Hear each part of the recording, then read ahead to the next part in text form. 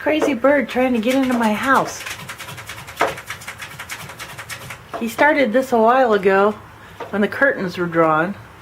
So I thought if I opened the curtains, he'd fly away, and he did for a few seconds. And then he came back.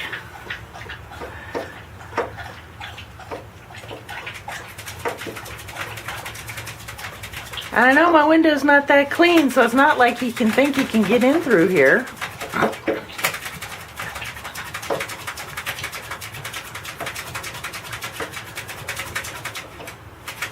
I think it's a very confused little bird.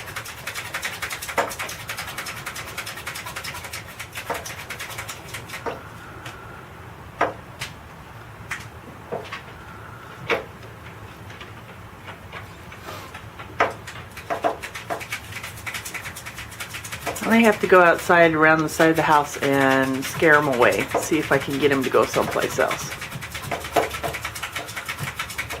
I'm afraid he's going to hurt himself.